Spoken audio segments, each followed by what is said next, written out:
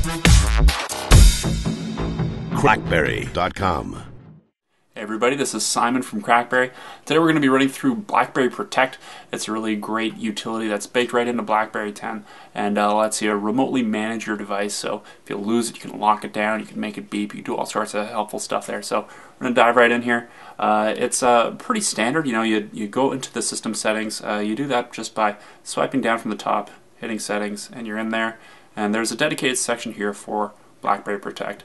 If you have to have a BlackBerry ID when you first activate your BlackBerry Z10 or BlackBerry 10 device, and once you do that, it will prompt you if you want to use location-based services for BlackBerry Protect and all that sort of stuff. So, in order to make use of any of this, you have to make sure that this little toggle on the screen is set to on. Once that's done, you're pretty much good to go.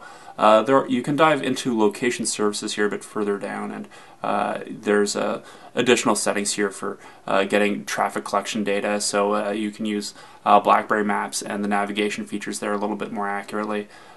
You've got stuff for location-based ads too, so that's still pretty nascent, so you don't have to worry too much about that, but all of that is kind of folded in a little bit here to with BlackBerry Protect. The really useful stuff with Protect is really from the website though. So I'm going to pull it up here in the BB10 browser, but you can do it from a desktop browser, and it's really from there that you do most of the fun stuff. So as we can see here, we've got information about my device. You've got the model number. If you've got multiple BlackBerry devices associated with your Protect account, then you can switch between them. So you can see that my old 9900 is still on that profile. So that's kind of helpful if you've got a bunch of devices to take care of.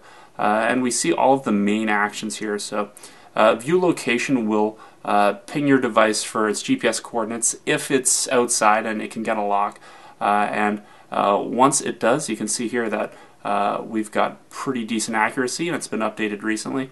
And that's pulling it up in Bing Maps. So you've got a fairly wide radius there. So if you need something a bit more precise, you can remotely cause your device to make a sound. So I'm going to try it here. From what I remember, this sound is pretty obnoxious, but let's see what happens. Contacting the device. So every time you do something through Protect, it goes through this rigmarole. It makes sure that every command is actually executed, and it'll tell you if your phone is on, if it gets the command. So that can be helpful if you're worried that your phone is dead, if the batteries are gone.